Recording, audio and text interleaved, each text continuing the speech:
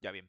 Entonces, recapitulando, ¿qué es ciberseguridad? Ciberseguridad es el esfuerzo de todos nosotros como personas, como profesionales, en proteger los activos, tanto de una empresa y como la información personal nuestra, como de algunos amigos o personas eh, cercanas. Bien, la ciberseguridad, la palabra ciber viene por el término de ciberespacio, un lugar en donde nosotros no podemos acceder físicamente, sino es un lugar lógico donde solamente las computadoras, los sistemas, los servidores pueden conectarse entre sí. Y es por eso que el Internet o conocer los conceptos de Internet es bastante fundamental si queremos dedicarnos a ciberseguridad, porque si no hubiera Internet, no existiría ciberseguridad, porque ciberseguridad se maneja en el Internet. Por algo es ciberseguridad, porque se maneja en un ciberespacio y el ciberespacio es básicamente el Internet. Si no sería, digamos, seguridad informática. También hay que recordar la diferencia, ¿no?, entre ciberseguridad y seguridad informática, que ciberseguridad se maneja en un espacio en donde nosotros no tenemos acceso. ¿Y cómo protegemos ese espacio que no tenemos acceso? Mediante herramientas como CIEM para el monitoreo, mediante firewalls, mediante IDS, IPS, todas esas herramientas que nos ayudan a nosotros interferir en ese ciberespacio para proteger los activos. Bien, pero ciberseguridad informática es tanto ciberseguridad como seguridad, digamos, física, seguridad ante desastres naturales, seguridad para continuar los negocios, seguridad de los documentos impresos físicos, todo que no, digamos, está en un ciberespacio, ¿no? Básicamente abarca ambos lados de la moneda. Bien, pero nosotros estamos hablando de ciberseguridad y ciberseguridad funciona en Internet. Así que vamos a empezar con esta segunda clase de redes básicas para ciberseguridad, en donde nosotros vamos a entender qué es el Internet, vamos a ver alguna especie de cómo nosotros, bueno, cómo las empresas representan el Internet mediante las topologías físicas, las topologías lógicas y algunos conceptos que son fundamentales para nosotros al momento de hablar de ciberseguridad. No es obligatorio, digamos, ser experto en redes, no es obligatorio saber hacer el routing, saber configurar routers, saber configurar switch, saber configurar firewalls, saber o conocer todos los tipos de cable que existen, los protocolos. No es necesario, pero sí te da un plus al momento de trabajar de ciberseguridad, porque digamos, te facilita más a la hora del análisis, a la hora de identificar anomalías, patrones sospechosos, entre otras cosas. Bien, entonces, esto es lo que vamos a ver. Vamos a ver una introducción a las redes informáticas, unos estándares de comunicaciones tanto del modelo TCP/IP y el modelo OSI. Vamos a hablar un poco de redes LAN y redes WAN, pero no lo vamos a hablar de manera profunda en esta clase debido a que va a faltar tiempo, sino que estos dos conceptos lo vamos a llevar de manera macro en este primer tema. Solamente vamos a hablar de estos dos y vamos a ver un poquito de estos temarios. Bien, entonces vamos a empezar con lo que sería introducción a las redes informáticas, ¿no? Vamos a hablar qué es el Internet, los conceptos de red, los componentes, cómo las empresas representan las infraestructuras de red, la arquitectura de red, los tipos comunes que existen en redes y cómo se conectan a Internet. Entonces, básicamente, el Internet es, bueno, hace referencia a una red conectada a otra red. Es la red de redes, que esto lo vamos a ver más a detalle por si nosotros, digamos, no conocemos qué es el Internet o la definición del Internet. ¿Ok? Probablemente nosotros hayamos nacido en una época en donde el Internet ya ha sido algo común, pero a la hora, digamos, en los años 80, en los años 70, en donde el Internet era algo que recién se estaba expandiendo, fue muy complejo de desarrollar. Entonces, básicamente el Internet es una red mundial, es decir, son redes interconectadas entre sí, que se conectan a través, digamos, de fibra óptica, a través de proveedores de Internet, entre otras cosas, que hacen que toda la conexión, que todo el mundo esté conectada. Es como tipo una tela de araña. Y cada puntito, cada esquina, digamos, es una casa, es una empresa, es lo que fuese que tenga conexión a Internet. Y bueno, el Internet nació con la idea de transferir información. Ese es el propósito del Internet, transferir información, comunicarse entre sí. Porque si no tuviera ese propósito, entonces no sería necesario el Internet. Por ejemplo, nosotros navegamos en una página web porque queremos obtener información, navegamos en Wikipedia porque queremos obtener información, navegamos en Facebook porque queremos enviar información. Es, al fin de cuentas, es propósito del Internet, enviar información, comunicarse entre otros equipos. Bien, esa es la definición de Internet.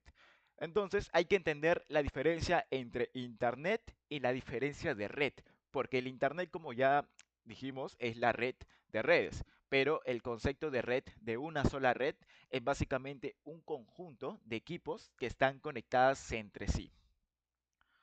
Bien, esta comunicación de conjunto de equipos, de miembros, se lleva a cabo por un medio de comunicación.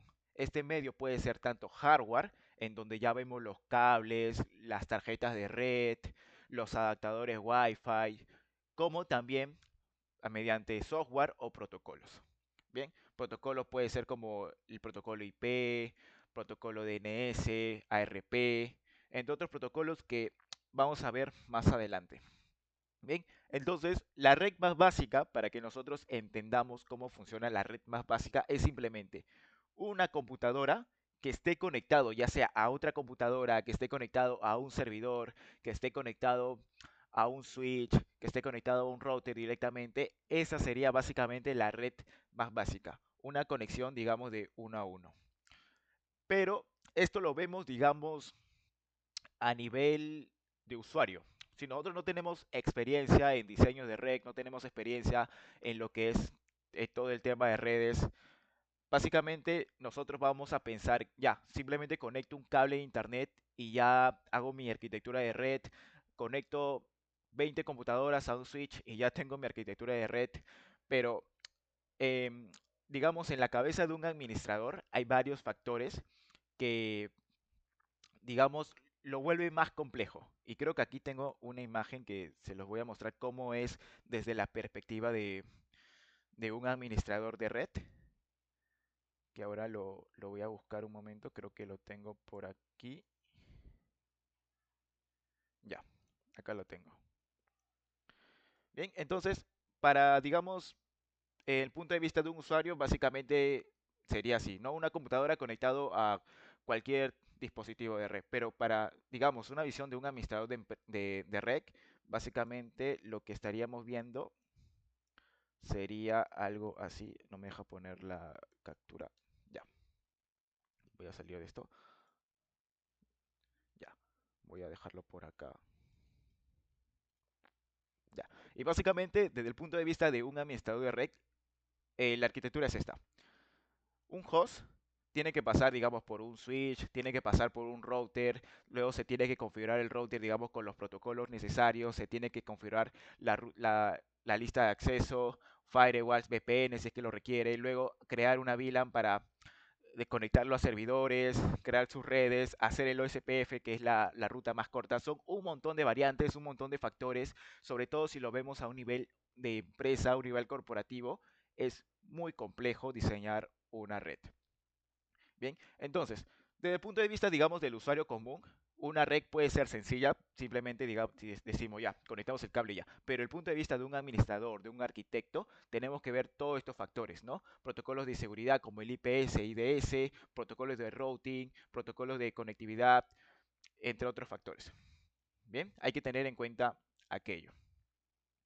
Pero como esto es una clase para entender ciberseguridad con redes, no es necesario hacer toda esta configuración porque normalmente cuando ya trabajamos en ciberseguridad todo esto ya está diseñado. ¿No? Cuando nosotros trabajamos o vamos a una empresa, toda la arquitectura ya está montada y simplemente tenemos que monitorear. Bien, este es el factor de ciberseguridad. Si nosotros queremos dedicarnos a redes, queremos sacar un CCNA, tenemos que entender y comprender todos estos protocolos, cómo son los modelos de comunicación, qué es lo que se tiene que hacer para lograr una buena conectividad, para hacer, digamos, redundancia, para que haya un montón de casos en donde no se te caiga la red.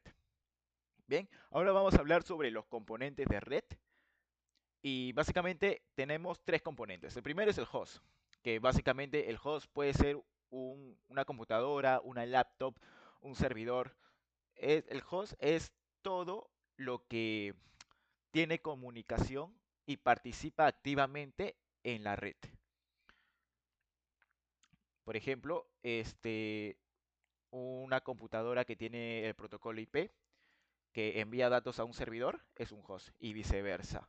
Hay un término que se llama endpoint, el cual digamos que son aquellos dispositivos que no necesariamente tienen una comunicación activa, pero están en la red, ¿no? Hay, hay que tener cuidado con la definición de host, con la definición de endpoint, que lo vamos a ver más adelante. ¿Ya? Entonces, tenemos host, ¿no? Acá puse una nota, ¿no? No todos los endpoints que vamos a ver a continuación se consideran host, si no tienen una dirección IP o no participan activamente en la comunicación. Ya sea, digamos, un servidor va a estar en constante comunicación, en constante transferencia de datos, pero un endpoint puede que participe solamente cuando se active. Por ejemplo, puede ser una refri inteligente o un microondas inteligente que solamente se va a activar cuando tú lo uses. Pero un servidor va a estar ahí 24/7, un host va a estar, digamos, una computadora va a estar participando activamente en una jornada laboral de 8 o 9 horas. Pero un endpoint, digamos, es cualquier equipo que se conecta a la red y genera o consume información. No todos los endpoints se consideran host si no tiene una IP y no participan activamente en la comunicación. ¿Ven? Ahora, hay un término también bastante importante que tenemos que conocer, que es el IoT, que básicamente es el Internet de las cosas. El Internet de las cosas es básicamente cualquier objeto o producto que nosotros veamos cotidiano que tenga acceso a Internet, que esté conectado a Internet. Es como estos dispositivos inteligentes, como mencioné anteriormente, como las refrigeradoras inteligentes, los microondas, los televisores, los relojes con Wi-Fi, los aires acondicionados que se conectan a Internet, los ventiladores, todas esas cosas, digamos que antes no se necesitaba Internet, ahora que sí tienen y se volvieron dispositivos inteligentes, son considerados IoT. Bien, hay que tener en cuenta estos tres términos: host, endpoint y IoT. Y ahora, vamos a hablar sobre los dispositivos intermedios. Ya, vamos a hablar sobre estos dispositivos intermedios, que son básicamente como nosotros, como tenemos una computadora, se va a conectar ya sea a un servidor o va a transferir información a otra computadora, es gracias a estos dispositivos intermedios. En primer lugar tenemos el router. Cuando nosotros, digamos, estamos en nuestro hogar, normalmente nuestra conexión es directa de un router. Bueno, acá viene nuestro proveedor de internet que es el ISP. Bueno, y el ISP nos da internet a través de una fibra. ¿Ya? Este es nuestro router. El proveedor nos da un router y nosotros normalmente siempre conectamos el cable a nuestra computadora, a nuestra laptop o mediante Wi-Fi. ¿Ya? Básicamente el router se encarga, digamos, de darnos una dirección IP, el protocolo IP, que es un protocolo bastante importante, es un protocolo que probablemente muchos lo hayan escuchado, digamos, cuando tienen problemas de conectarse a internet, siempre van a escuchar el protocolo IP, que básicamente es la dirección, un segmento de número que le da a tu máquina para identificarlo, es como el DNI de la máquina, el identificador de la computadora, esa es la IP. Bien, hay que tener en cuenta que existe tanto IP pública como IP privada. La privada es la que vemos solamente en segmentos LAN, que vamos a ver el término de LAN, y la pública es ya lo que vemos en todo el segmento WAN o todo el Internet, por así decirlo. Bien, entonces el router básicamente conecta distintas redes y va a dirigir el tráfico. Nosotros en nuestro hogar tenemos un router que hace también de switch, porque vemos un puerto que se conecta al ISP y varios puertos donde nosotros podemos conectar el cable Ethernet para darles a distintos hosts. Ya, ese es un router que tiene, digamos, la función de switch, que básicamente es esto, ¿no? Un switch multicapa, que tiene tanto la función de asignar IP como asignar MAC. Pero viendo el tema de router, digamos, en el contexto hogar, es básicamente así. Proveedor de internet, te lo da, te da un router, lo conectas a tu computadora y ya tienes internet porque esto te da IP a través de un protocolo llamado DHCP. El DHCP es un protocolo que te asigna automáticamente la IP, si no, tú lo puedes asignar de manera manual, ¿ok? Pero dependiendo de la configuración que le haya hecho tu proveedor al router. Bien, en un contexto organizacional, corporativo, vamos a tener varios routers por un tema de redundancia. Cuando hablamos de redundancia, quiere decir que si este router se cae, este proveedor de internet se cae por X motivo, pasa un terremoto, lo hackearon, cualquiera que fuese el motivo, el otro va a funcionar.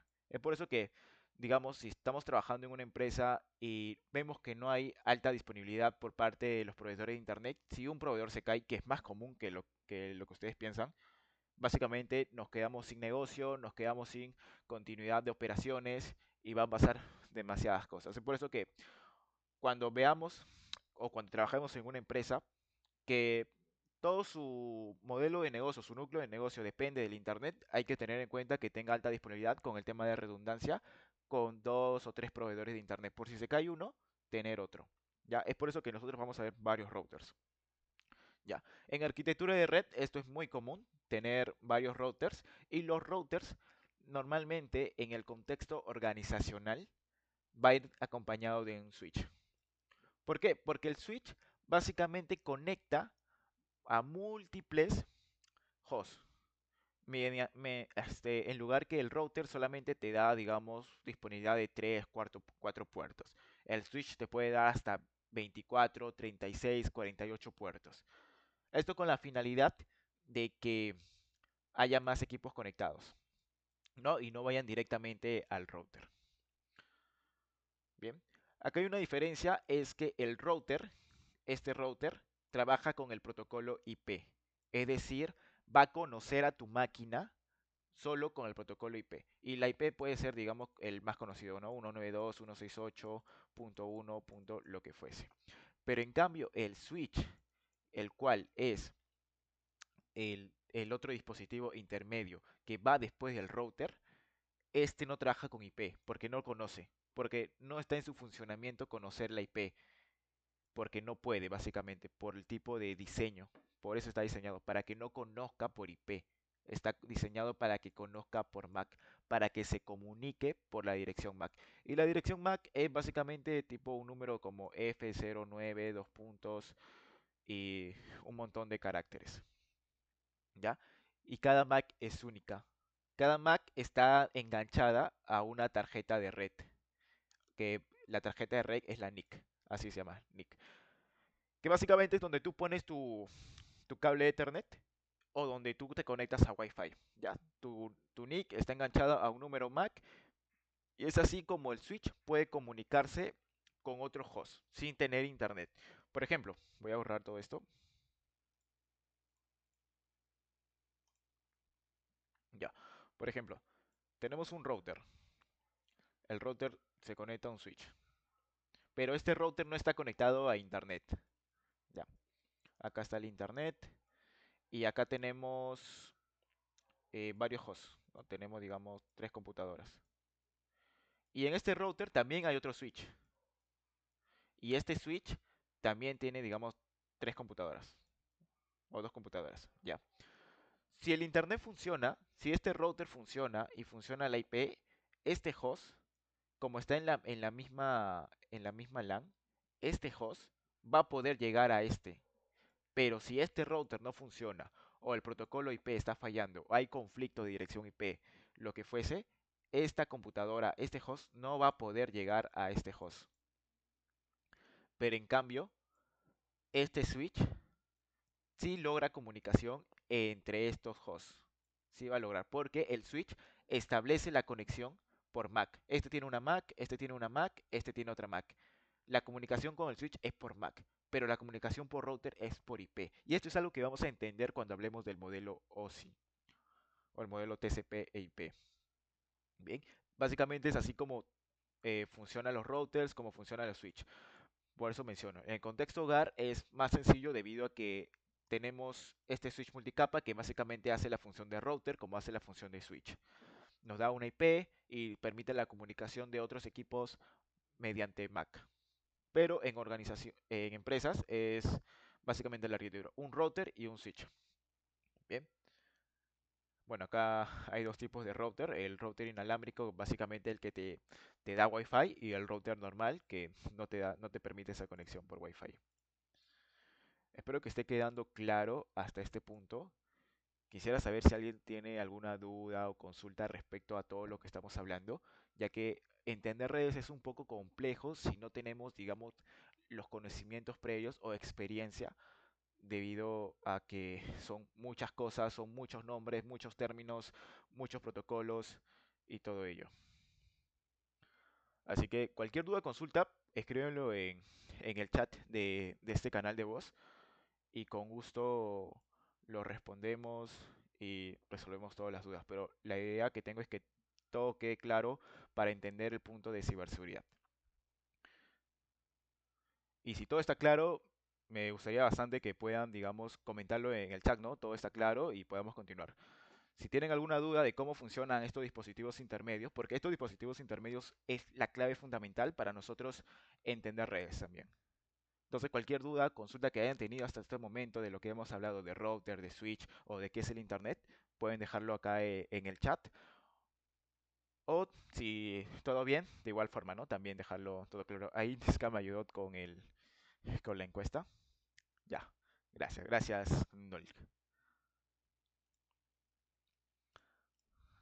Ya, me alegra bastante que quede claro todas estas explicaciones, porque sí es bastante confuso entender redes. En lo personal, yo me demoré bastante comprender todos estos términos de redes, debido que en ese entonces no había tantos conceptos más que el CCNA. Y el CCNA son libros de 400 hojas cada uno, y es bastante lectura. Entonces es por eso que trato de hacerlo de una manera más fácil de explicarlo, llevado a ejemplos en la vida real, ejemplos a través de la experiencia. Pero sí, la forma en donde más ustedes vayan a aprender es con la experiencia, ¿no? Otra forma, digamos, de aprender es visualmente. La primera es experiencia. No, la primera es equivocándose, es cagándola en la empresa, cagándola en algún proyecto. Ahí es donde no se te va a olvidar para nada. La segunda es mediante la experiencia. La tercera es mediante visualmente. Y la cuarta es mediante lectura. Entonces, para mí es muy importante que a ustedes les quede claro todos estos conceptos. Recuerden que mi intención es ayudarlo a todos ustedes para que puedan empezar con este camino de ciberseguridad, para que puedan eh, explorar un poco más este sector, si les gusta o no les gusta. Recuerden que esto es totalmente gratis, con la finalidad de ayudarlos a todos ustedes. Bien, entonces veo que está quedando claro, así que vamos a continuar. Bien, por último, lo más importante que tenemos en los componentes de red es el dispositivo firewall. El dispositivo firewall básicamente es la puerta. Bueno, no es la puerta, es el guardia que está en la puerta, que básicamente te dice puedes pasar, no puedes pasar. El firewall es lo más importante cuando hablamos de ciberseguridad. Existe firewall que ya están integrados en los routers. Estos pueden ser llamados ASL, que no son firewalls en sí, simplemente es un acceso específico. El ASL básicamente le indicas, ya, yo quiero que este segmento de IP, que es la 10.20.0.0, pueda acceder a, a la otra red, ¿no? Pero el firewall lo que hace es bloquear IPs maliciosas, bloquear firmas. Algunos tienen módulos de IPS, IDS, módulo de antivirus, entre otras cosas. Entonces, el firewall, cuando trabajamos en una empresa de ciberseguridad, el firewall siempre debe estar. Si no tienen firewall, entonces no deberíamos estar hablando de ciberseguridad. Bien, todas las empresas tienen firewall, deberían tener firewall. He conocido empresas que no tienen, pero es que hasta ahora existen firewalls gratuitos como lo son el pfSense, que es muy bueno si tú lo sabes configurar bastante bien, porque al fin de cuentas el propósito de firewall es bloquear todo lo malo. Bien, todo el tráfico malicioso. ¿Y cómo identificamos que un tráfico es malicioso o que hay comportamiento anómalo? Básicamente, cualquier firewall, digamos de la marca de FortiGate, tiene una fuente de inteligencia. ¿Ya? Por ejemplo, FortiGate tiene el FortiWare o FortiLab, que básicamente detecta todo lo que son investigaciones de firmas, IPs maliciosas, a través de una reputación. ¿Ok? Digamos, hay una IP pública que empieza con la 138.x.x.x. ¿Ya? Esta IP, digamos, hace ataques de fuerza bruta, hace ataques de diccionario, envía ataques de DOS, todo tipo de ataques de ciberseguridad que vamos a ver más específicamente en la siguiente clase, tipo de ataques, amenazas y cómo podemos mitigarlo. Ya, todo esto, todo este historial que tiene, digamos, esta IP pública, lo registran tanto las personas que han sido afectadas como las personas que se dedican a hacer esta investigación. ¿Ok? Esto es muy aparte del tema de redes, pero es importante saber el tema de threat intelligence y que es algo que vamos a ver en ciberseguridad después de todo. Ya, entonces todo, digamos, estos ataques maliciosos que esta persona hace con fines de atacar a una organización, con fines de acceder, es un historial que se registra y las personas que han sido atacadas, que han sido afectadas, lo reportan. Lo reportan, digamos, a esas comunidades que existen en Internet como el MX Toolbox, lo reportan a Talos de Cisco, lo reportan al de Alien Vault, no me acuerdo, el OTX, un montón de plataformas que se dedican a recoleccionar todo este tipo de información para decirle a las otras personas, oye, este IP tiene comportamiento sospechoso, este IP es maliciosa, bloquéalo. Entonces, tenemos por un lado la misma comunidad, básicamente, la comunidad que ha sido afectada, que da ese feedback de estas IPs que han sido maliciosas. Y por otro lado tenemos, digamos, las mismas marcas que tienen su propia fuente de inteligencia que hace estas investigaciones. Por ejemplo, Fortinet tiene el Fortilab, Palo Alto tiene el área, no me acuerdo cuál era su área, el Alien Val tiene el OTX, el Cisco tiene Talos, entre otras cosas. Bueno, y acá de la comunidad tenemos como Virus Total, Record Future, entre otros un montón de cosas. Entonces, ¿qué hace este firewall? El firewall básicamente hace un doble check. Ajá, el threat value. Gracias, Diego. Entonces, básicamente el firewall te dice, ya, este IP tiene una reputación maliciosa porque ha sido reportado 20 veces. Lo voy a bloquear proactivamente para que no acceda a tu red, para que no pueda perjudicarte. ¿Bien? Entonces el firewall se maneja a través de políticas. Políticas son condiciones. Siempre va a haber una política, la política cero, que es la implícita, que deniega todo. Voy a borrar todo esto. Voy a poner mi lápiz. Siempre existe una política que es la política cero, que va a ser Deni. ¿Ok? En el firewall siempre vamos a ver dos opciones, permitir, denegar. Entonces, lo mejor que podemos hacer cuando nosotros manipulemos firewall es permitir solamente IPs autorizadas, segmentos que nosotros conozcamos y todo ello. Bien, hay algunos firewalls, digamos como lo de Cisco, lo del Firepower, que te dan la opción de validar, digamos, certificados y entre otras cosas, ¿no? Existen dos tipos de firewall. El firewall de capa de red, que básicamente son los que te ven todas las conexiones de IP, pero existe otro tipo de firewall que es de aplicaciones, que ya vamos a hablar, digamos, de nivel de páginas web, que te examina todo el paquete, te examina el certificado para ver, digamos, si tiene algún, algún bicho escondido por ahí. Bien, ¿y cómo funciona el firewall? La arquitectura de red. Básicamente tenemos, digamos, un router conectado a nuestro proveedor de internet, ¿no? Básicamente, cuando ya hablamos de proveedor de internet, ya, ya estamos hablando ya del internet, básicamente, porque es el que nos va a dar nuestro acceso a internet, ¿no? Acá tenemos una salida que es el gateway, que es la puerta de salida, y el firewall puede estar colocado acá, ¿no? Acá tenemos un firewall. Puede ser físico, puede ser en la nube, y acá tenemos un switch, y acá tenemos, o hasta podemos tener otro router, y acá se separa lo que son los hosts. Entonces, cuando el tráfico llega de Internet, digamos un tráfico malicioso, llega por Internet, el firewall lo va a ver, lo va a validar y si es malicioso lo descarta, se elimina el paquete.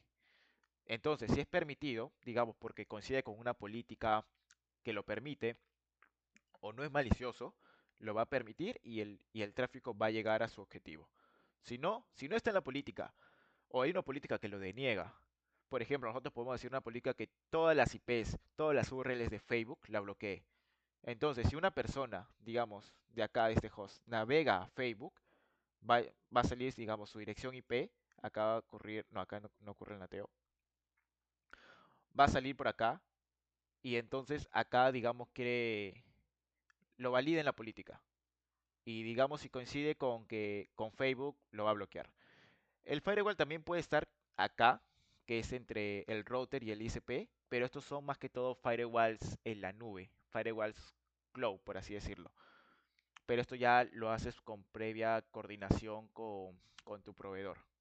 Básicamente, el ISP, en lugar de conectar el cable directamente a tu router, lo conecta a tu firewall. Y tu firewall ya lo conecta a tu router. Porque hay firewalls que tienen, digamos, esa capacidad también de brindar direccionamiento, de brindar enrutamiento y entre otras cosas. Hasta ahí todo claro con el tema de los firewalls. Porque sí, el firewall es el más importante de todos estos dispositivos intermedios. Obviamente si nos queremos dedicar a ciberseguridad. Bien, y tenemos también otras cosas como lo que son el access point, que básicamente extiende la señal de la red Wi-Fi. Por ejemplo, la red Wi-Fi como son ondas, tiene un campo limitado de ondas, pero con un access point tú lo puedes poner en otra habitación y estas ondas se van a expandir. Ya. Y el modem que anteriormente se usaba para convertir lo que son las conexiones ADSL, que son del teléfono, que antes eran ese tipo de conexiones por teléfono, antes se usaba el modem. Bien, ahora vamos a hablar sobre los componentes de red, pero creo que ahí no lo está escribiendo. Cualquier duda, consulta respecto al firewall normal me lo pueden indicar, no hay problema con responder. Recuerden que la mejor forma de aprender es equivocándonos en el momento, así que recuerden, mi intención es siempre ayudarles con este tipo de serie de clases.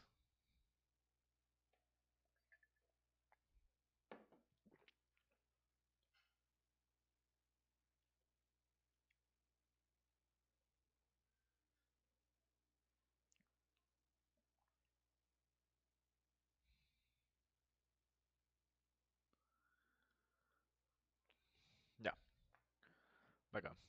Bien, entonces vamos a hablar sobre los componentes de red. Esto lo vamos a ver más detalladamente cuando hablemos de los modelos de Internet, pero básicamente hay que entender cómo funciona los componentes físicos, ¿no? Tenemos tres tipos, el cobre, fibra óptica y el inalámbrico. Hablamos de cobre cuando hablamos de cable Ethernet, ¿ok? No es lo mismo Internet con Ethernet, ¿ok? Ethernet se escribe así, E-T-H-E-R-Net. Ethernet es el cable que nosotros conectamos a nuestra computadora. Eso es cable de cobre. Ya, básicamente es este cable azul, plomo que vemos. El Ethernet tiene varios estándares. Por ejemplo, tenemos definidos por categoría, ¿no? Sí, categoría 3, categoría 4, categoría 5, categoría 6. Y la categoría básicamente le indica cuánta velocidad de internet puede recibir tu computadora. Puede recibir 100 megabits, puede recibir 1000, 10.000, 1 giga, dependiendo de la categoría de cable que uses. Bien. Normalmente el Ethernet solamente se usa para conexiones LAN. Acuérdense, conexiones de un host a un switch o a un router. O de otro host y así. Para eso. ¿Ok? Ahora, fibra óptica. Cuando hablamos de fibra óptica, hablamos ya de algo más sensible porque la fibra óptica es muy, muy delicada. Básicamente tenemos varios formatos de fibra óptica, pero lo más común que nosotros vamos a ver es, digamos, este chiquito, que se conecta a nuestro router. Estos cables amarillos se llaman Pashcore. Si han trabajado en telecomunicaciones, es muy común ver este tipo de cables en los data centers. Se llama Pashcore. Entonces, cada cable de fibra óptica tiene como 8 cablecitos. Tiene 8 cables y estos cables dentro de ello tienen más cables. Es por eso que es muy delicado, es por eso que cuando nosotros queremos hacer conexiones con la fibra óptica, bueno, cuando ponchamos fibra óptica, que esto ya es más de telecomunicaciones, es muy difícil hacerlo, necesitas varios dispositivos que te ayuden con la vista, que te ayuden en juntarlos y todo ello. Sí, el firewall es algo que debería ser obligatorio que se trabaje en todas las áreas de ciberseguridad, porque básicamente es como si estuvieras predicando con el ejemplo. No, no, no es obligatorio, por así decirlo, pero debería serlo, ya que es la primera línea de defensa básicamente de tu red. No, no te preocupes, no te preocupes. Igualmente estoy haciendo la grabación para todo ello, para que las personas, digamos, que no puedan asistir, puedan revisarlo, puedan repasarlo. Así que normal. Bien. Entonces, como te iba respondiendo, el firewall debería ser una obligación, pero acá, digamos, al menos en Latinoamérica, no está tan estandarizado. Hay empresas grandes, empresas intermedias que no usan firewall y que al fin de cuentas en algún momento van a ser víctimas de ataques cibernéticos, sobre todo esto que está con el tema de la inteligencia artificial, con la computación cuántica. Hay muchos vectores adicionalmente de, de ataque. Bien, ahora, estábamos con el tema de la fibra óptica. A ver, eh, la fibra óptica, nosotros podemos ver un cable acá pequeño, muy delgado, pero en realidad la fibra óptica es más grueso que viaja por el mar. Creo que acá hay un mapa de fibra óptica que lo... Acá está, que se los voy a mostrar.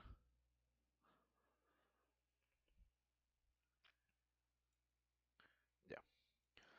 Básicamente todos estos cables que nosotros vemos son las fibras ópticas que existen en el mundo. Y si se dan cuenta, las fibras ópticas viajan por el mar, no viajan por el aire o por medio de la tierra, viajan por el mar. Por ejemplo, yo estoy acá ubicado en Perú. Si yo quisiera tener, digamos, un servidor en la nube, llamémosle la nube porque a fin de cuentas son servidores que están alojados en alguna empresa que te lo da, te lo alquila, pero le decimos como el término de servidor en la nube, pero básicamente estás alquilando un servidor físico. Ya. Si yo quiero el mayor rendimiento de conectividad, muchos dirían, ya, pero vete a Brasil porque Brasil está más cerca, ¿no? Digamos, yo estoy acá en Perú y Brasil está más cerca. Pero, en realidad, si yo quiero más rendimiento de conectividad, menos latencia, yo me tendría que ir a un servidor, digamos, de Estados Unidos, que esté por acá. ¿Por qué? Por el tamaño del cable. Por ejemplo, vemos, de Perú hay solamente una especie de tramo de kilómetros del cable. Eso define la latencia o la velocidad en que tú vas a tener conexión de tu servidor que está en la nube desde tu ubicación. Porque si tú colocas Brasil, porque dices, geográficamente está más cerca, si tú te das cuenta acá, el cable va a pasar por más kilómetros, y encima se va a dar una vuelta a todo el perímetro de Sudamérica hasta llegar a Brasil, porque Brasil tiene conexiones en el otro lado del mundo. Bien, pero en cambio, digamos, Estados Unidos lo tiene acá. Entonces, es así como funciona la fibra óptica. La fibra óptica fun- viaja a través del mar y es un cable bastante grande. Creo que, a ver, voy a mostrarlo. Fibra óptica.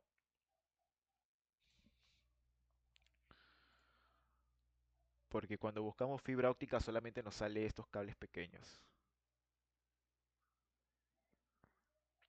Ya, bueno, no lo encuentro. Básicamente esta fibra óptica grande se divide en varios colores, tiene varios cables y estos cables a su vez tienen más cables. Entonces, digamos, las personas que brindan servicio a Internet, los proveedores de Internet, agarran uno de estos cables pequeños y los conectan con una especie, no me acuerdo el nombre, pero sí he trabajado con ello, una especie de aparatito que distribuye que tiene como que varias entradas, tiene 36, 46 entradas, ¿ya? Un solo cable da 46 entradas, digamos, 48, dependiendo de lo que tú compres. Y esto, a su vez, agarra otro cable de fibra, o sea, un patchcore, lo conectas en una de las entradas, no se llama el RJ, lo conectas a una de las entradas, esto lo conectas a un nodo que digamos tiene más entradas, más puertos, y estos puertos pueden ir a otro nodo o pueden ir directamente a un tipo de un switch, de un vecindario, y de acá es donde la gente jala para que vaya el cable a tu casa. Básicamente la gente jala y lo conecta a tu casa con estos patchwork. Es así básicamente como funciona el Internet, por eso es la red de redes. De un solo cable de fibra hay más cables de fibra. Por ejemplo, acá hay 8 cables de fibra. Y dentro de cada cable de fibra hay 8 cables más, 8 hilos. Se llaman hilos. Y estos hilos son vidrios que viajan a pulso de la luz. Son pulsos al final de cuentas. Entonces, estos hilos se conectan a un dispositivo que te genera más puertos y este puerto lo colocas, digamos, en un nodo que es como un dispositivo que tiene más puertos y estos puertos a su vez pueden ir conectados a otro nodo para que te dé más puertos o de frente a un switch que ya vaya directo a tu casa, que vaya directo a la casa del vecino para tener conexión a internet. Imagínense eso, pero a nivel de gran escala. Si eso es con un nodo, si es con solamente un puerto, imagínate con los 8 puertos que hay. No, básicamente acá hay 8 y cada hilo te da como 46, 36 puertos disponibles.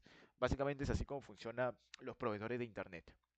Bien, es por eso que la fibra óptica solamente lo vamos a ver cuando hay conexión directa o cuando trabajemos en un proveedor de internet o cuando veamos las conexiones que le dan a nuestro router.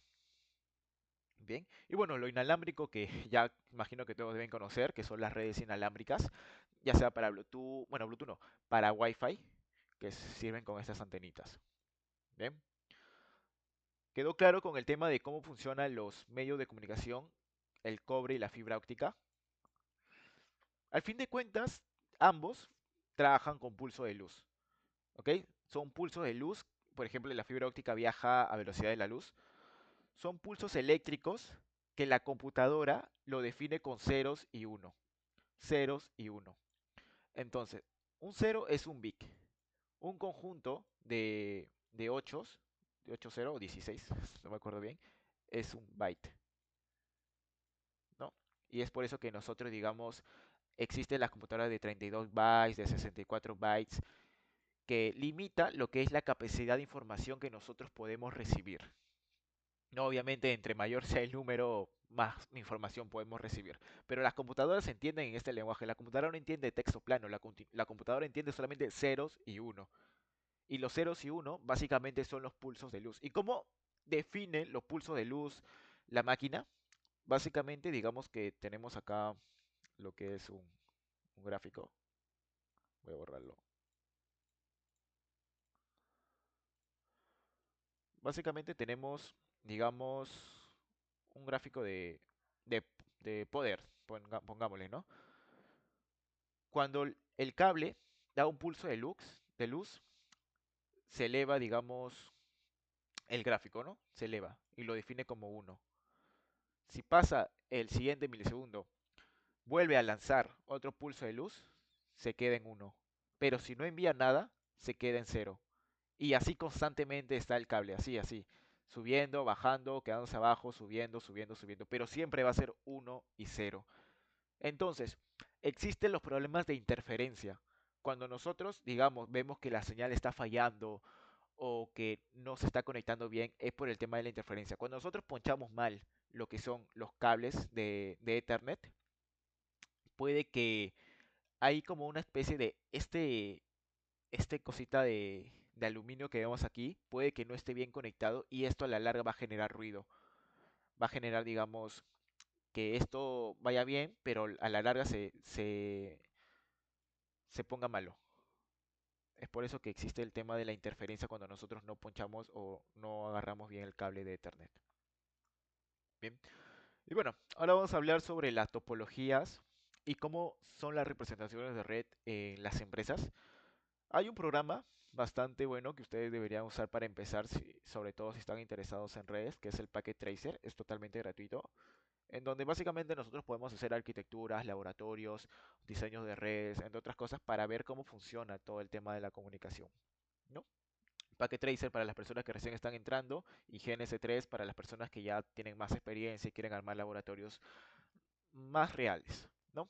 Entonces los dispositivos finales o los endpoints son representados con estos iconos, ¿no? Tenemos computadora, laptop, impresora y dispositivos IoT y los dispositivos intermedios que ya hemos visto como routers, switch, firewalls y un switch de multicapa. Y los medios de red, que básicamente son inalámbricos, son representados de esta forma, con estas ondas. El LAN, que es básicamente un cable directo, y la WAN, que tiene este símbolo. Siempre cuando hablamos de topología vamos a ver que la WAN va a tener este símbolo de rayo, ¿bien? Para saber nosotros diferenciar. Ahora, estas son las representaciones de red. Hablando de topología, tenemos tanto topología física como topología lógica. Topología física es básicamente el diseño de la red, pero nos indica la ubicación en donde está el equipo. Por ejemplo, acá tenemos que hay un servidor web que está en el rack 2 en el estante 1. Tenemos un servidor email que está en el rack 2 en el estante 2. Y para los que no sepan, el rack es básicamente como una jaula que tiene varios estantes, ¿no? Acá puede ver un servidor, otro servidor, cosas así, ¿no? Y acá tiene, digamos, la nomenclatura de habitación, que está en la habitación 2158, 2124, rack 1, estante 3. Así es básicamente la topología física. Ahora, cuando hablamos de topología lógica, es básicamente el mismo diseño, como podemos ver acá, pero cambia lo que son los términos. Hablamos ya de redes, hablamos de segmentos de direcciones IP, hablamos de interfaces donde sale y donde se conecta al switch. Ven, por ejemplo, acá tenemos segmento, interfaz 1, interfaz 2, segmento, segmento. Lo único que vamos a ver cuando hablamos de topología lógica, y esto es lo más común cuando estamos hablando de redes, topologías lógicas. Es muy poco común ver topologías físicas, sobre todo si la empresa tiene, digamos, varios servidores en nube, ¿no? Entonces, es muy común ver topologías lógicas y tenemos que aprender a hacer segmentos o a identificar lo que son las interfaces, ¿no? El F significa Fast Ethernet, que básicamente es el cable Ethernet, y la G significa Gigabit Ethernet. O sea, Fast Ethernet solamente acepta un tipo limitado de megas y el Gigabit obviamente acepta gigabytes de internet de velocidad. Ya. Entonces, en los tipos comunes de redes tenemos tanto la LAN como la WAN. La LAN es esto amarillo y la WAN es básicamente ya la conexión que existe entre todas esas LAN. Bien, la LAN básicamente, bueno, lo vamos a ver en la siguiente diapositiva, es esto, un switch que conecta a un cuarto, puede ser, a un cuarto o que conecta a un área específica. Eso es la LAN. Entonces, ¿qué es la WAN? La WAN es básicamente la comunicación de varias LAN. Por ejemplo, tenemos LAN 1, LAN 2 y la WAN, como ya sabemos, representado por el signo de rayo, es la WAN. La WAN conecta varias LAN. Hay que tener eso en claro. No es lo mismo LAN y WAN. Cuando hablamos de LAN, hablamos de a nivel de switch. Es decir, que tu máquina, aunque no esté conectada a internet, pero está conectada a un switch, digamos, esto no funciona, está conectado a un switch, va a poder llegar a la otra máquina sin problema, porque acordémonos que, que el switch funciona con MAC.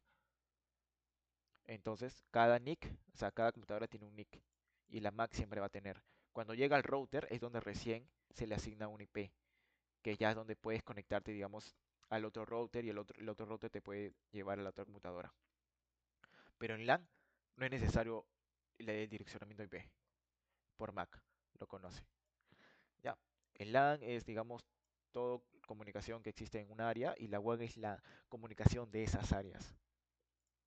Bien, ahora esto básicamente el Internet, lo que mencioné al principio, el Internet es la red de redes, es básicamente la conexión de varias WAN, ¿no? Por ejemplo, acá tenemos unas casas que tienen conexiones LAN común y corriente Y esto puede irse a un nodo y un nodo puede darle internet a otra casa o una empresa y estos nodos a su vez están conectados entre sí, ¿no?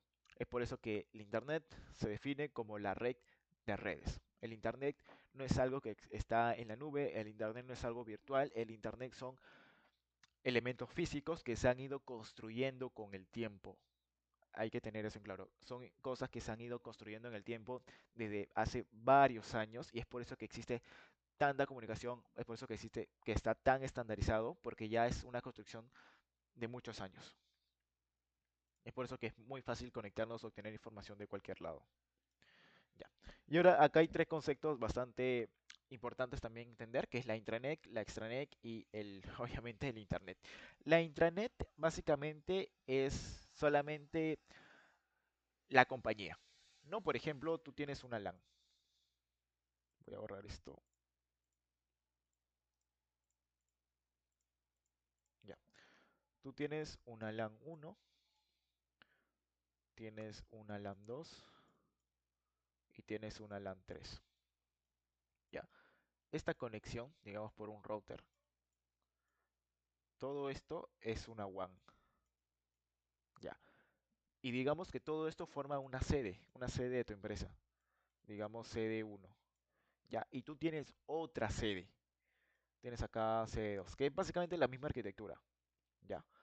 Entonces, esta comunicación entre sedes, ya sea por VPN o por el medio que fuese, por VPN, por cable de fibra, fibra oscura creo que se llama, es tu intranet. Todo esto es el término de intranet porque solamente pertenece a la compañía. Si tuvieras otra sede acá, también pertenece a tu intranet. ¿Ok? Que quede claro que esto es el término de intranet. Ahora, el extranet. ¿Qué es el extranet? Tú tienes acá tu intranet, que solamente es tu compañía, pero a su vez tú tienes proveedores de internet, como es el ISP. Proveedores, digamos, de lo que fuese, ¿no? El nombre que fuese. El proveedor de internet también tiene su intranet, ¿no? Tiene acá su CD1, su CD2, CD3, CD4, tiene su intranet. Entonces, esta conexión, que es por el simple hecho de tenerlo por ICP, ya se vuelve una extranet. Bueno, estoy escribiendo hasta el orto. Ya. Básicamente se vuelve una extranet. Entonces, ya, pero no solamente el ICP, ¿no? Puede ser, digamos, clientes por conexión VPN porque le damos algún servicio, ya sea firewall, le monitoreamos su 100, entre otras cosas. El cliente también va a tener sus sedes, ¿no? Y el cliente también va a tener su propio intranet. Básicamente este es el extranet. ¿Y qué es el internet? El internet básicamente es la conexión de varias extranet. Por ejemplo, tú tienes un proveedor de internet y hay otro proveedor en el mercado y tú no lo tienes contratado, pero este proveedor de mercado también tiene su propia extranet con sus propios clientes y en algún momento estos dos se han conectado indirectamente porque digamos tienen un cliente en común que el cliente tiene tanto conexión con este ICP, con conexión con este otro ICP, también se forma otra extranet que básicamente es así como maneja el internet, como hemos visto acá en esta imagen. Ya. Entonces, algunas conexiones a internet, tenemos las más básicas que son conexiones para el hogar. Anteriormente se usaba el DSL, que básicamente era el teléfono que se conectaba.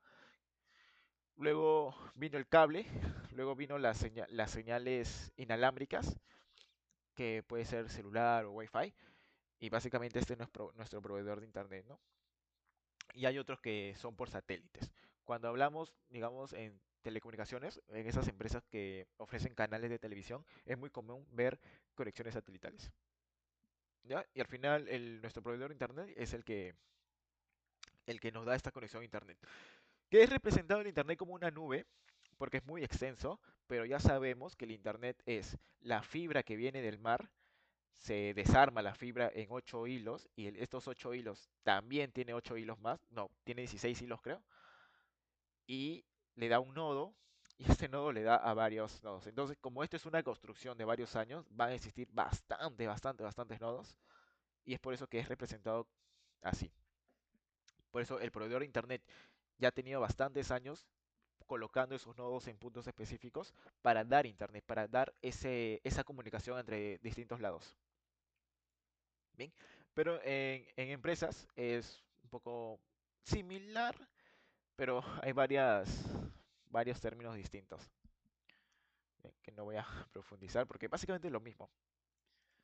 Ya, entonces creo que, a ver, ya. Entonces ahora vamos a ver la otra diapositiva que tengo, ya para terminar porque se está haciendo demasiado extenso y ya la siguiente semana lo continuamos. Ahora, vamos a hablar de lo más importante que es el direccionamiento IP, que es algo que lo he mencionado muy constantemente. Bien, básicamente, dirección IP es básicamente la identidad que tiene nuestro host. ¿Ok? Existen dos tipos de IP, IPv4 y IPv6. Bueno, el IPv4 tiene estos términos, que el más conocido es la 192, 168, tal, tal, tal. Entonces, IPv6 nació debido a que IPv4 se estaba agotando. ¿Pero a qué se refiere con que se estaba agotando? Se estaba agotando las IP públicas. O sea, IPs públicas, digamos, eh, puede empezar con varios términos. Voy a ahorrar esto.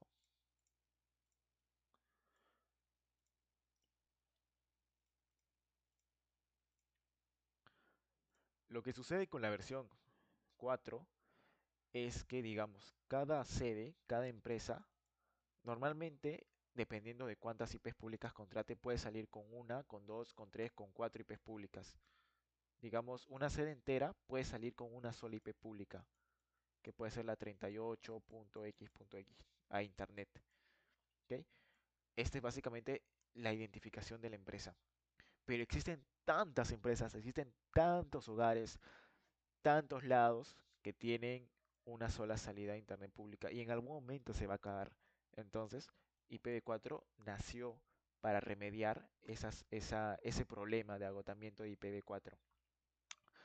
Bueno, vemos que tiene más caracteres, por lo cual es más difícil que se agote, ¿no?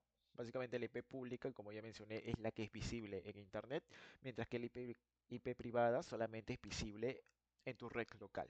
¿No? Es por eso que normalmente cuando nosotros abrimos la configuración de, de Internet, siempre vamos a ver normalmente la 192, 168. Siempre se va a repetir. En las empresas puede cambiar a la 10.10 o hasta la 172. Ta, ta, tal, porque son IPs privadas que solamente tu sede lo va a entender. Pero en IP pública no podemos cambiar la IP pública. La IP pública nos da nuestro proveedor de internet. Y estas se están acabando. ¿Bien? Tenemos dos formas de asignar las IPs.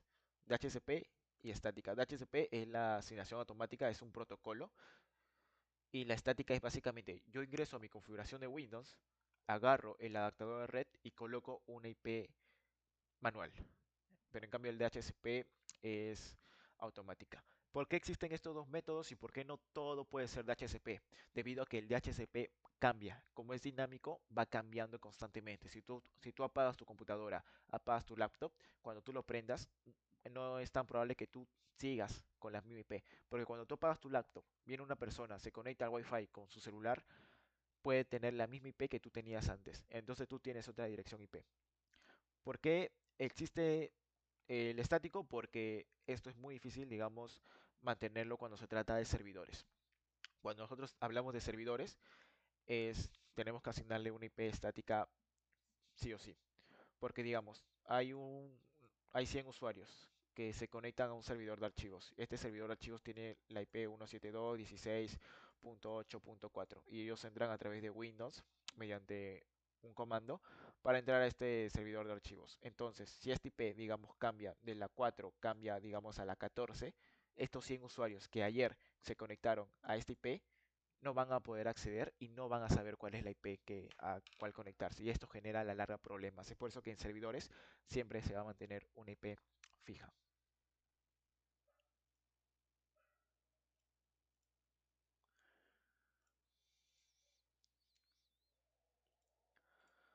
Ya. Acá también hay dos conceptos bastante importantes, que es el gateway y el DNS. El gateway es básicamente la puerta. Imaginemos que tenemos nuestro hogar y nuestra puerta para entrar a para salir a la calle es el internet. El gateway es básicamente esa puerta. Es lo que hace, digamos, la traducción de tu LAN que tiene IPs privadas a la calle al internet con tu IP pública. Bien, es el dispositivo que permite que los datos salgan a tu red local hacia internet. Básicamente, digamos, este es tu LAN, tu casa, tu hogar, y acá está tu puerta, y este es el internet. Tú en tu LAN tienes, digamos, IPs privadas, ¿no? Tú conoces tu dirección IP con la 192.168.1.1. Cuando tú sales a internet por esta puerta, automáticamente ocurre lo que es el NATeo o el NAT, el Network Address Translation, que básicamente traduce tu IP privada a una IP pública para que todas las personas puedan verte, es decir, todo el internet te pueda conocer. Es por eso que dicen que es muy peligroso que la gente sepa tu dirección IP, pero hay que entender que lo peligroso es que sepan tu IP pública, porque la IP pública es única, sobre todo si estamos en nuestros hogares, la IP pública es única y la IP privada lo puede tener cualquiera. Ya, así que si nosotros, digamos, tienen nuestra IP pública, pueden hacer análisis de puertos, buscar vulnerabilidades. Es muy difícil que logren geolocalizarnos. Lo que van a geolocalizar pueden ser donde está el proveedor de internet, pero si es posible, digamos que si tenemos cámaras de seguridad en nuestras casas y no están bien configuradas o simplemente lo tenemos por defecto y de alguna forma alguien tiene nuestra dirección IP con Kali Linux o con alguna otra herramienta de ethical hacking, nos puede hacer un escaneo y ver, ya, las cámaras de seguridad viajan por tal puerto, las cámaras de seguridad no se han actualizado, tienen un firmware antiguo y te pueden vulnerar las cámaras de seguridad. De hecho, las cámaras de seguridad son lo más común y es que estos son IoT, Internet de las Cosas, dispositivos inteligentes, que están con, por ejemplo, las cámaras de seguridad que tú puedes verlo a través de tu celular, tiene conexión a Internet. Tu aire acondicionado, que lo puedes manejar de tu celular, tiene conexión a Internet. Estos dispositivos IoT son bastante peligrosos si no lo tenemos bien configurado, si lo tenemos ahí obsoleto y sobre todo, esto siempre va a salir con tu IP pública, porque recordemos que toda esta LAN, todas tus cámaras van a tener una IP privada, pero todas estas IP privadas siempre van a salir con una IP pública. Solo en empresas te puedes permitir tener 2, 3, 5, 10 IPs públicas, pero en hogar lo más común es que solamente tengas una IP pública. Si tienen tu IP pública, te pueden hackear las cámaras de seguridad, te pueden hackear tu aire acondicionado y te pueden hacer movimientos laterales. Movimientos laterales básicamente te hackean un dispositivo, te hackean el IoT, pueden hacer un salto a una computadora. Y si esta computadora no está actualizado, tiene varias fallas de seguridad, te pueden hackear, te pueden comprometer, te pueden robar las cookies. Las cookies de sesión básicamente es todo lo que tú navegas, se guarda en una carpeta temporal de cookies. Te pueden capturar eso y normalmente las cookies están cifradas, pero te lo pueden descifrar y te pueden robar las contraseñas, te pueden robar los correos electrónicos, datos bancarios, entre otras muchas cosas. Es por eso que es bastante importante tener cuidado al momento de nosotros brindar nuestra IP pública, sobre todo si tenemos estos dispositivos ahí en Internet. ¿Bien? Y el DNS básicamente es un sistema de nombre de dominio que es como una guía telefónica. Sí, creo que están escribiendo. Las actualizaciones de todo tipo de dispositivos siempre son recomendables, aunque sean malas update. Siempre va a haber una versión estable. Del dispositivo que fuese, siempre va a haber una versión estable. Por ejemplo, digamos, hay un firewall que está en la 7.5, ¿no? Pero esta versión es, digamos, vulnerable porque, digamos, los equipos de investigación vieron que existen muchas vulnerabilidades, ¿no? Entonces, la marca de este firewall crea una versión, la 7.6. Pero esta versión, digamos, tiene fallas, algunas fallas de rendimiento, pero no hay vulnerabilidades, ¿no? Hay que tener peligro con las vulnerabilidades. Las vulnerabilidades es el riesgo a que ocurra, digamos, una explotación.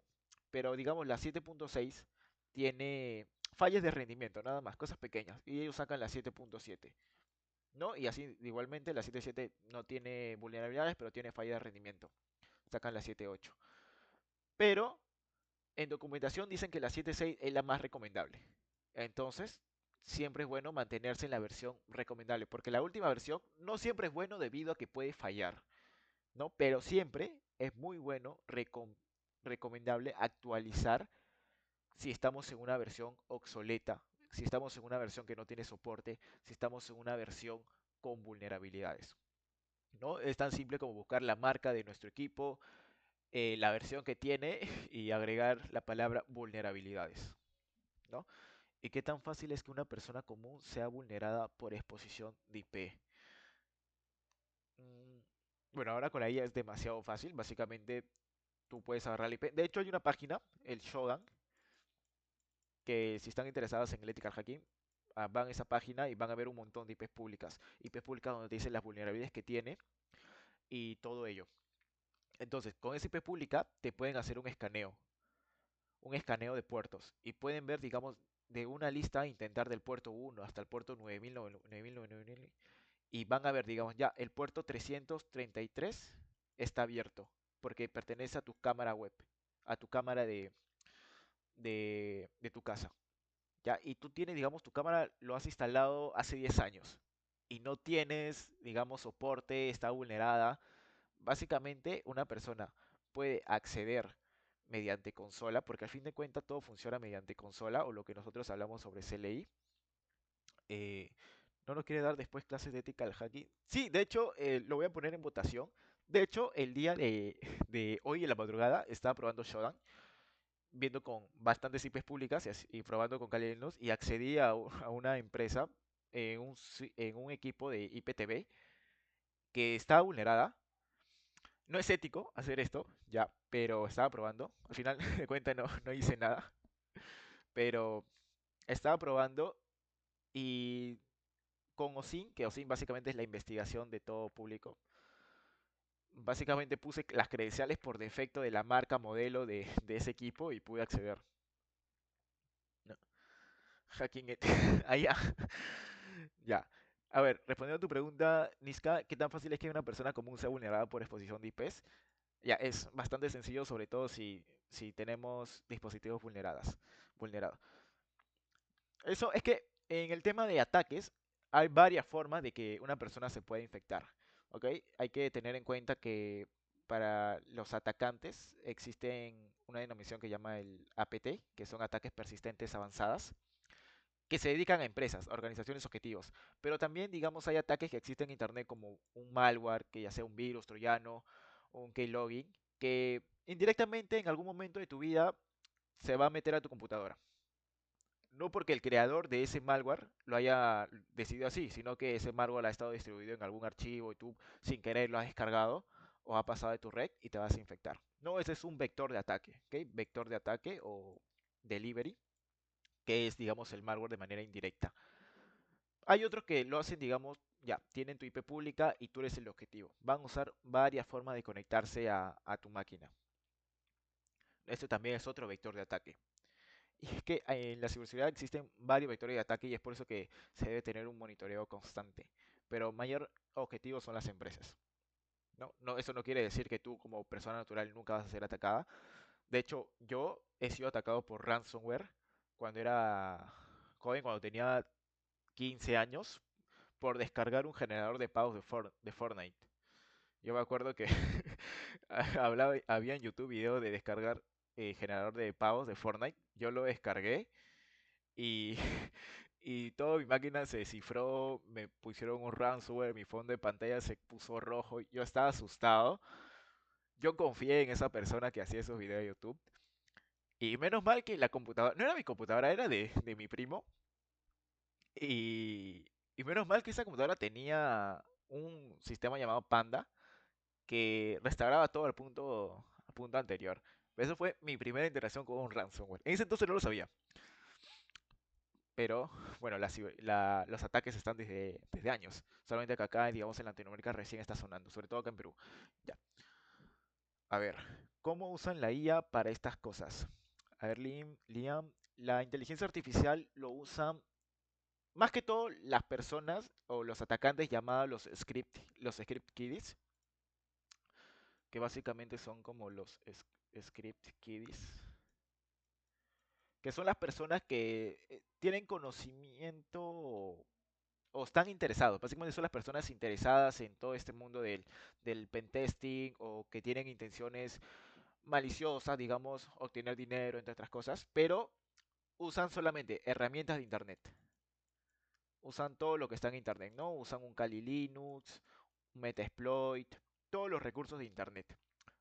Es decir, ellos no tienen la capacidad de crear un malware, de revisar el código, de ofuscarlo, de todas las técnicas avanzadas.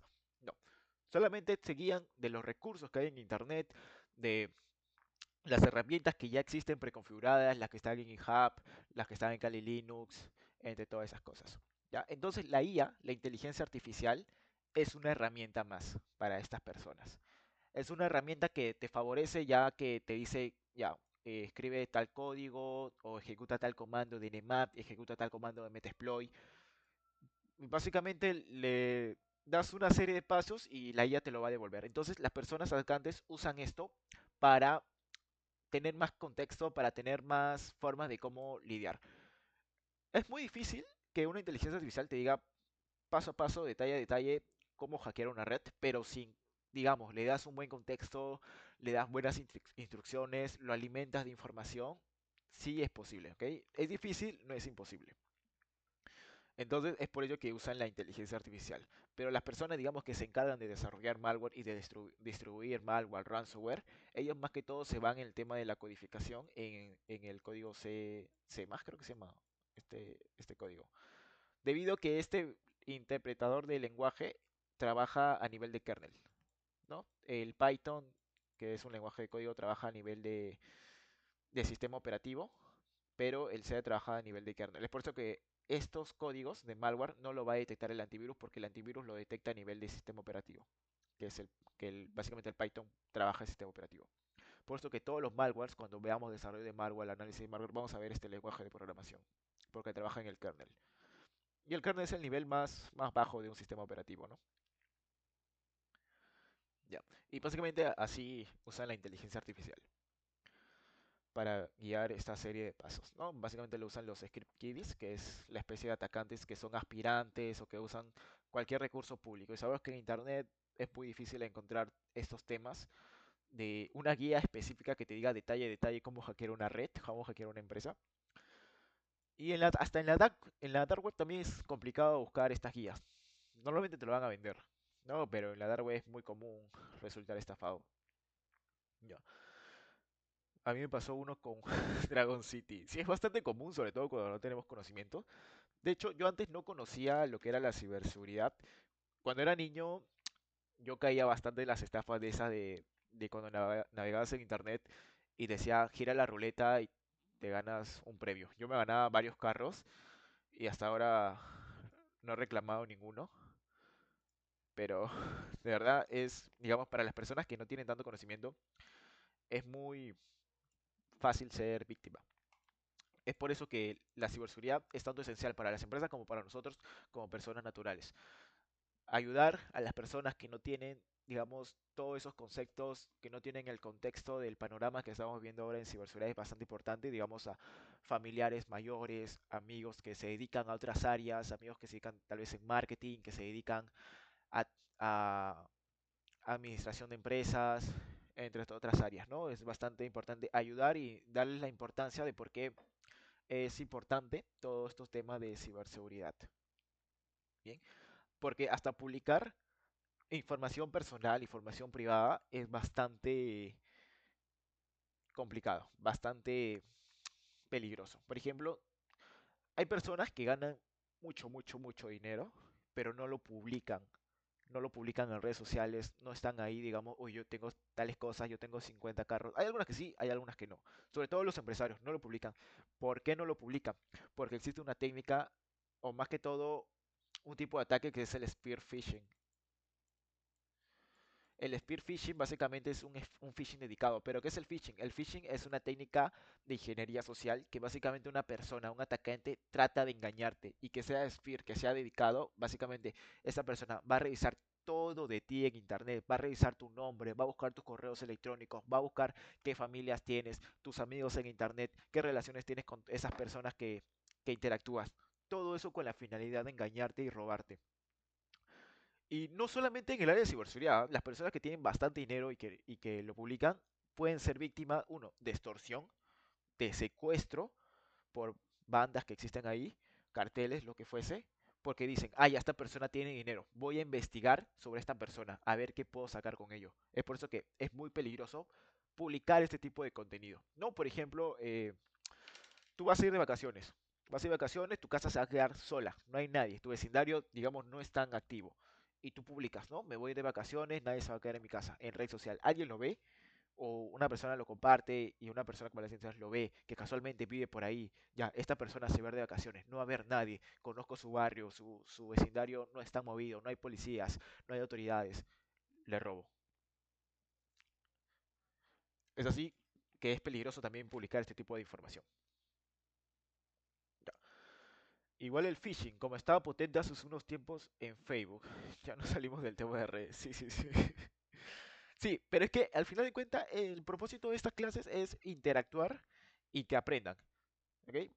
Al fin de cuentas, el propósito también es aprender ciberseguridad y hablar sobre estos temas de phishing, de ethical hacking, de cómo podemos ser vulnerados. Es parte de ciberseguridad.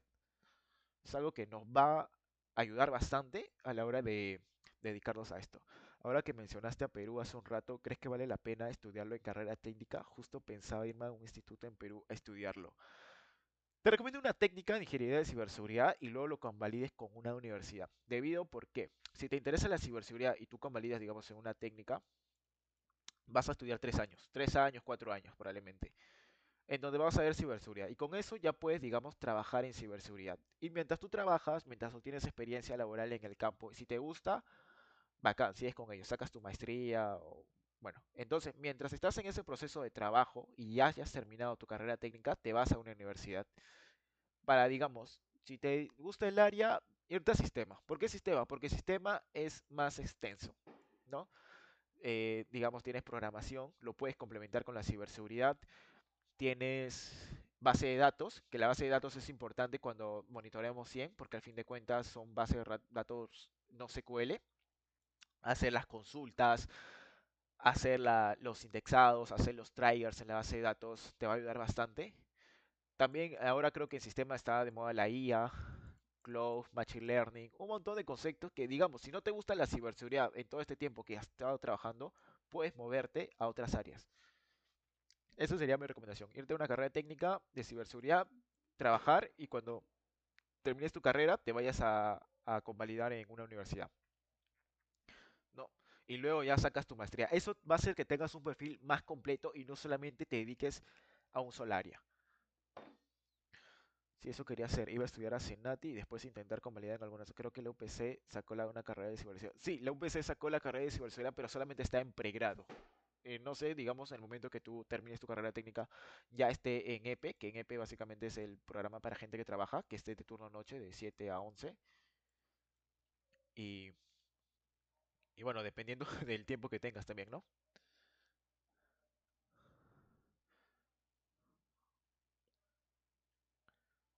Ya, dale, dale. Y bueno, ya para finalizar, vamos a hablar sobre el modelo de comunicación OSI y el TCP, ya para terminar con este video que se está haciendo bastante largo, son las 6:40.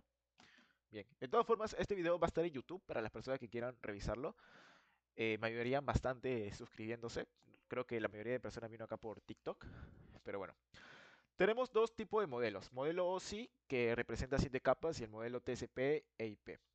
El modelo OSI, de manera descriptiva, es un modelo que se desarrolló con una finalidad educativa, para aprender cómo funciona el Internet, cómo hacen las comunicaciones.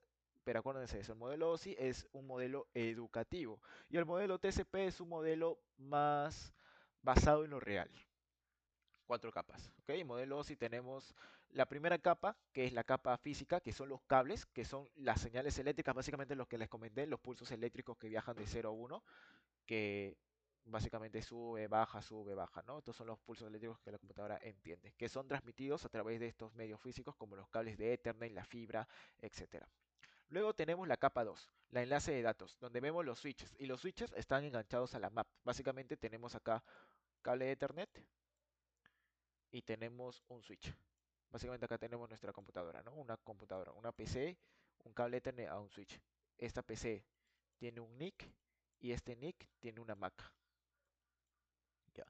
Entonces el switch viene a ser, digamos, la capa uno, la capa 2, digo. Capa uno, el cable.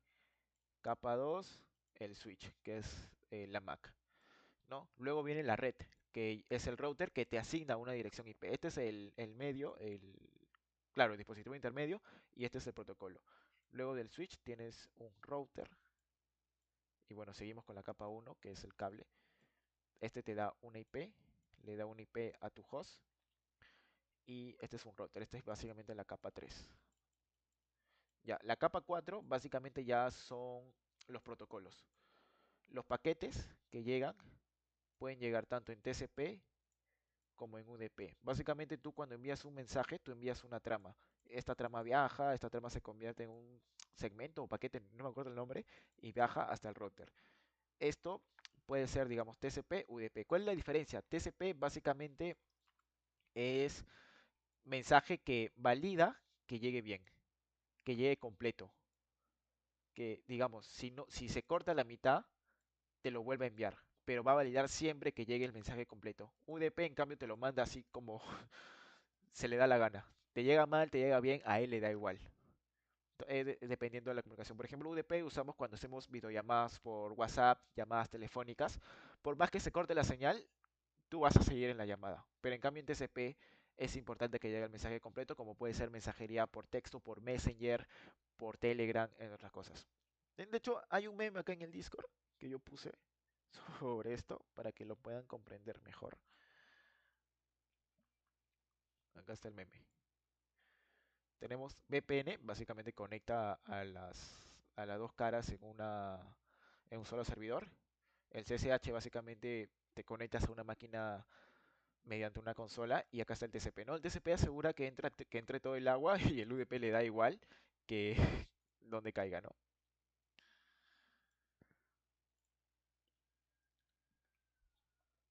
Ya, bien. Entonces luego tenemos estas tres capas, que básicamente estas tres capas son iguales, la capa de sesión, la capa de presentación y la capa de aplicación. Todas estas tres capas tienen un solo objetivo de mostrarte, digamos, la interfaz web. Todo esto que estamos viendo, todo esto del Discord, las diapositivas que estamos revisando, ya estamos viendo la capa de aplicación. Es básicamente así como funciona el modelo OSI de manera educativa. Luego está el modelo TCP, que básicamente es el acceso a la red, que equivale a estas dos capas, la 1 y la 2. El Internet, que equivale a la capa 3, que es el router. Voy a borrar todo esto. Ya. El acceso que equivale a estas dos, la 3 y el transporte que equivale al transporte y la capa de aplicaciones que equivale a estas tres. Básicamente este es el modelo TCP. Este es más práctico y utilizado en la implementación real de Internet. Cuando nosotros tenemos problemas de, de conectividad en un equipo, es bueno fijarse siempre en el modelo OSI o hasta en el modelo TCP/IP. ¿Por qué? Digamos, cuando queremos hacer troubleshooting. Troubleshooting básicamente es la solución a problemas. Cuando hablamos, digamos, ya, tienes una computadora y esta computadora no tiene internet. ¿Cómo tú lo remedias? Básicamente te vas a tu modelo OSI y ves, ya, primero cómo funciona el internet por la capa física, los cables. Ya, voy a validar si el que está fallando es el cable. Quito el cable, pongo otro cable. ¿Funciona? No funciona. Si funciona, entonces ya, el problema estaba en la capa uno, que es la capa física. Si no funciona, ya, vete a la capa 2, el switch. El switch está mal, validas, digamos, a otras computadoras que están conectadas al mismo switch. Si tienen el mismo problema, el switch está mal. Si no, puede ser el puerto. Quitas el cable del puerto y lo pones en otro puerto. ¿Funciona? Entonces tu problema estuvo aquí. Y ya. Si no se arregla, te vas a la parte de routers. De igual forma, ¿no? Pruebas el puerto del router o pruebas con la IP. Tal vez hay un conflicto de IP. Hay dos computadoras que tienen la misma IP. Le cambias la IP, le pones DHCP, haces cualquier cosa con la IP. ¿Te funciona? Entonces el problema estuvo aquí. Si no, vas a lo siguiente. El protocolo. Tal vez, digamos, tu computador está enviando por un protocolo que no acepta. Está enviando en TCP. Lo cambias a UDP. ¿Funciona? No. Y de igual forma, la capa de aplicación. Tal vez la aplicación, digamos, es la que está fallando. Tal vez bueno, si no tenemos internet, el problema viene acá en la capa 3, pero digamos si tenemos problemas de una página que no me carga, ya podemos irnos hasta la capa 7, ¿no? De aplicación. ya que puede ser, digamos, el DNS, puede ser el certificado, puede ser un montón de cosas. Pero básicamente, al hacer troubleshooting o querer solucionar problemas, hay que guiarnos de estos modelos, ¿no? Primero la capa física, el cable, la capa de switch, de routers y todo ello. Y bueno, y acá tenemos, creo que eso es todo lo que hay por ahora. Hay muchos temas para revisar. Por ejemplo, acá en lo que preparé, podemos profundizar más en redes LAN, en redes WAN, en los protocolos de enrutamiento, profundizar bastante en direccionamiento IP, cómo gestionar las VLANs, cómo gestionar segmentos, cómo crear máscaras subred y un montón de temas, pero eso ya lo vamos a ver en el segundo video. Pero esto básicamente es en redes básicas para ciberseguridad. Entonces vamos a enfocarnos primero en ciberseguridad y luego ya si gustan a través de votación vamos a hacer, digamos, encuesta para, si quieren, digamos, una clase de ethical hacking, clases de OSINT, clases de Threat Intelligence, clases de Firewall, un montón de cosas que vamos a dar cuando haya disponibilidad. Bien, entonces, me gustaría si quedó todo claro por esta parte de redes. Espero que hayan aprendido algo realmente valioso para el tema de ciberseguridad. Recuerden que mi intención es ayudarlos a todo lo más posible que pueda. Y bueno, de todas formas, este video lo voy a estar subiendo a YouTube para que ustedes lo puedan revisar y que quede como evidencia. Bien, si alguna consulta, duda que tengan, lo dejan por el chat y yo encantado de responderles.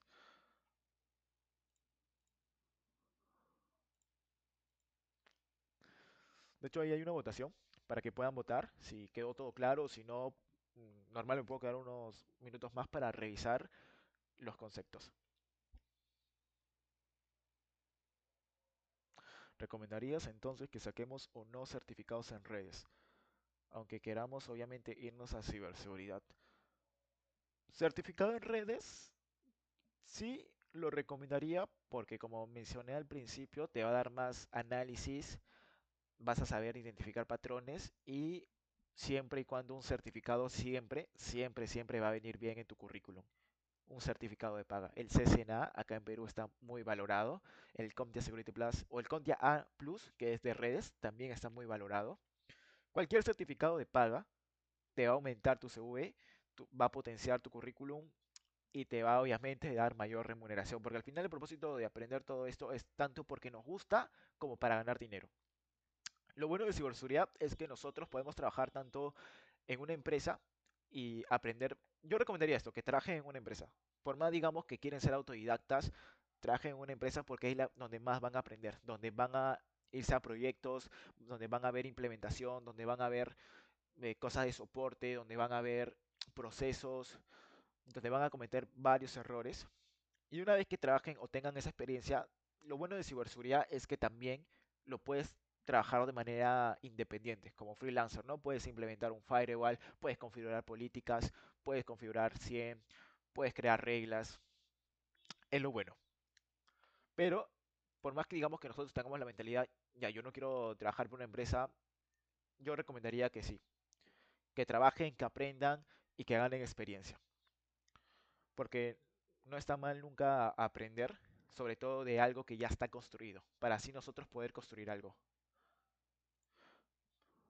Packet Tracer es lo único para aprender de redes y telecomunicaciones, o hay más. Hay GNS3. GNS3 es, digamos, más avanzado. El Packet Tracer, básicamente podemos hacer estas conexiones a nivel de CLI, pero en GNS3 tú puedes montar tus propias máquinas virtuales. Tú puedes, digamos, poner un switch y puedes entrar al CLI, como también puedes colocar máquinas con la ISO de Linux, en donde tú puedes acceder a los Linux, puedes acceder a los Windows, puedes acceder a la ISO de Firewall. Por ejemplo, tú descargas una ISO de un Firewall de Cisco, Firewall de Palo Alto, Firewall de FortiGate, y tú lo puedes instalar en GNS3. Y tú entras a una máquina que estás ahí, digamos, en tu laboratorio, puedes acceder a la interfaz del Firewall como si tú lo tuvieras en físico. Entonces ahí tú puedes crear tus reglas, puedes ver el tráfico, puedes crear un montón de cosas. Pero en cambio Packet Tracer no te da esa opción de virtualizar. De hecho creo que tengo acá el GNS3, pero no tengo ISOs.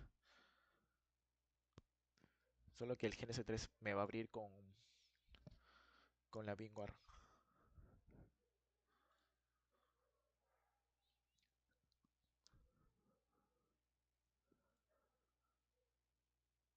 Creo que está abriendo.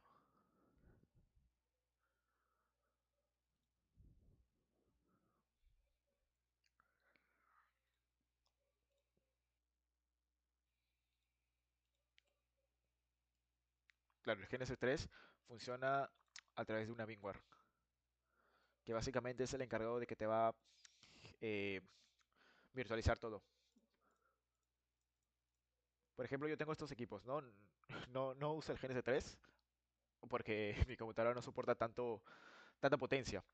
Pero acá básicamente tenemos switch, tenemos routers y tenemos máquinas virtuales. Estas máquinas virtuales pueden ser Windows. Tú puedes poner, digamos, una máquina virtual acá. Voy a crear un proyecto nuevo. Un momento.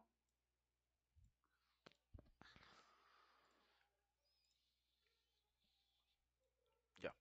Básicamente tú puedes hacer tu propio laboratorio, ¿no? Puedes conectar tu switch. No me deja conectar el switch. Ya. Ah, ya es que está apagado. Ya, básicamente tú puedes, digamos, conectar tu switch y tu switch puede estar en NAT o en bridge para que tú tengas acceso a internet. Ya no importa. Entonces ahí tú puedes hacer tu laboratorio, ¿no? Puedes, digamos, te instalas la ISO del FortiGate. Creo que acá está. Mira, puedes instalar firewalls. Puedes instalar Sophos, el de Cisco, el de Aruba, FortiGate, PFSense, que es el gratuito. Y tú lo puedes conectar acá mediante este tipo de cable. Acá, creo que es este. No me acuerdo, había una forma de conectarlo. Ah, ya. De Ethernet y lo conectas, ¿no? Y tú puedes poner tu firewall y tú luego ejecutas esto, lo vas a abrir como si fuera una máquina virtual, como si lo estuvieras manejando y tú puedes acceder a la IP del firewall y vas a tener la consola del firewall ahí, en donde tú puedes, digamos, hacer tus pruebas y laboratorio. Entonces, Packet Tracer es para entender redes, digamos, para hacer topologías, todo ello. Pero GNS3 es para ya hacer laboratorios. Si quieres probar un producto nuevo, si quieres probar malware, si quieres probar ethical hacking de cómo explotar servidores, GNS3 es lo más recomendable.